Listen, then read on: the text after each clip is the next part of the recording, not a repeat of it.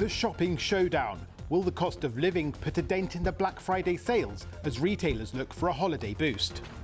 China's COVID troubles, more disruption at the world's biggest iPhone factory, so can the government limit the economic damage of its restrictions?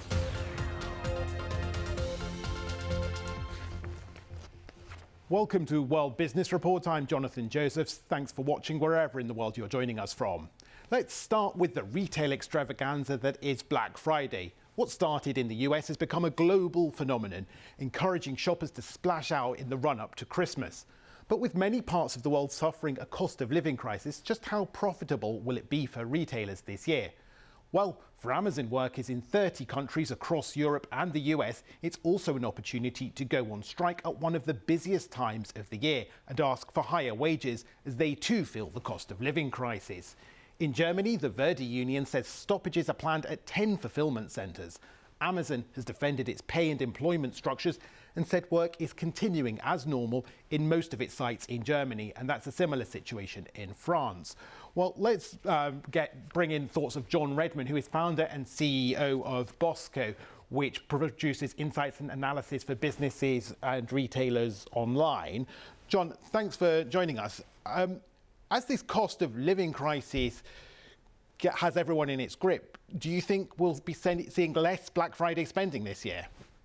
Well, first of all, thank you for having me on. I think, fundamentally, our friends at IMRG are forecasting 5% down year on year. And our data from our Bosco platform is saying that November currently is down for online spend. However, yesterday, on Thursday, the Bosco data, we were up 8.5% on last year. So I don't know if it's everybody's saving it to the last minute and looking for those last minute bargains. One interesting statistic is the conversion rate across all the data we track in Bosco is showing that's lower, which basically means people are shopping around more. So I think people are hunting around more for those bargains. But I do think the demand's down, and there definitely is less people searching for less things. So the indications would be it's going to be tight for retail. So not a great picture necessarily for retailers, but is it perhaps something of a blessing in disguise if it eases some of the supply chain problems that they've been having and some of the inflationary pressures because there's less demand? I think if I was to speak to any of our clients, they would still want demand. I think they've already purchased a lot of the stock for Christmas. I think there is a very valid question about supply chain and around that whole sort of cost to serve. But overall, I do think there's going to be a situation where there is slightly less demand. And I think the winners here, unfortunately, because people are clicking around more, the big winners over this sort of peak trading period, which is a key quarter for retail, it's where most retailers make most of their annual profit, actually will be the advertising platforms. So the Googles and the Facebooks of the world will be the ones that probably benefit the most. But I think if retailers get their targeting right and attract the right offers and to get in front of the right customers, they could still have a good Christmas. You mentioned some of the tech giants. Amazon is another of them, and it's feeling Black Friday in a different way to other retailers. It's seeing these calls for strikes at its warehouses across the US, across Europe.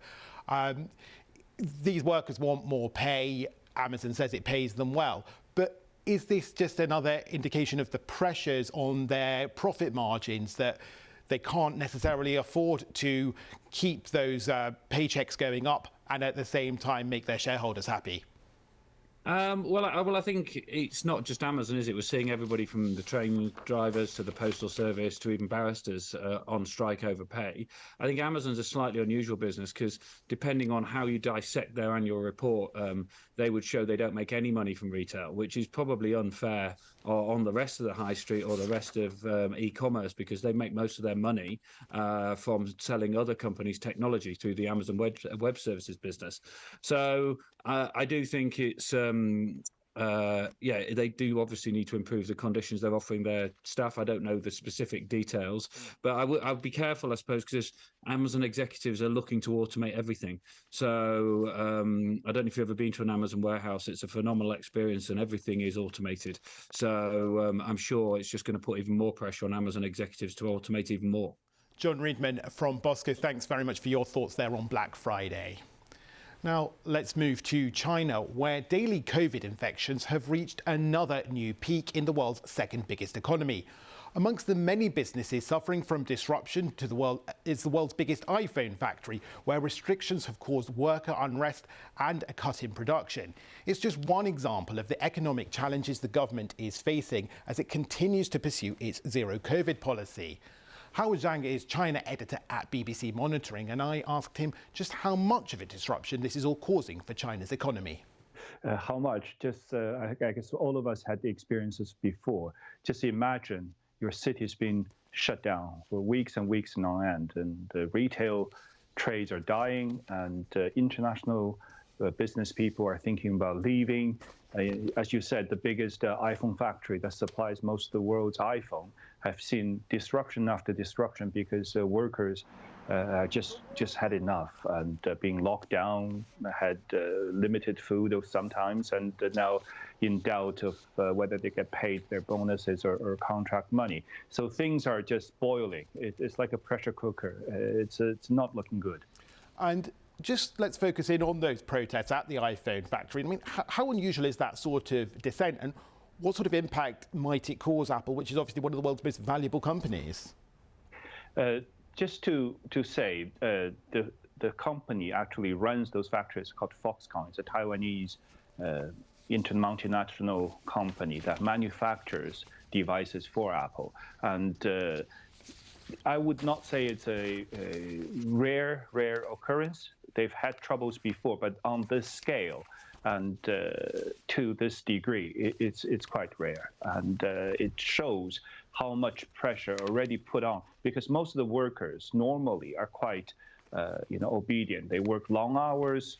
The conditions are slightly better than some of the other factories, but not much better. So in many ways, they've put up quite a bit. Now it's coming to the break point. That was Howard Zhang, BBC's Monitoring's China editor, speaking to me earlier. Now, Elon Musk is continuing his controversial shake-up of Twitter. He says suspended accounts will be allowed back on the social media platform in an amnesty from next week, provided, that is, that they haven't broken the law. Critics have raised concerns about a potential increase in hate speech. Since he bought the company, the world's richest man has fired staff across the board, and especially in the content moderation team.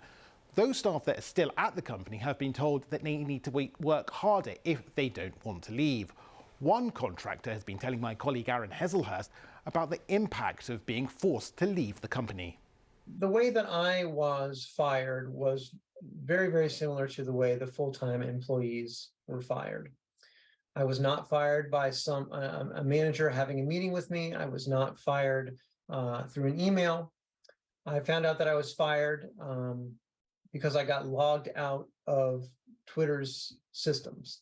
And then further twist, because Elon Musk sends an email telling those who remain that they must work long hours at high intensity or leave, something many were happy to do. I think that Elon Musk's email to the communication to the workers saying that you're going to have to be extremely hardcore, you're going to have to work at an extremely hard pace for extremely long hours. It's insulting. These are the employees that are left are the best of the best. And to treat them like this, I don't know how you can reasonably expect that they're going to want to continue working for you. It's degrading. It's extremely distressing. I have 2 children. I live in one of the most expensive cities in the world. As a contractor, I'm not getting any severance.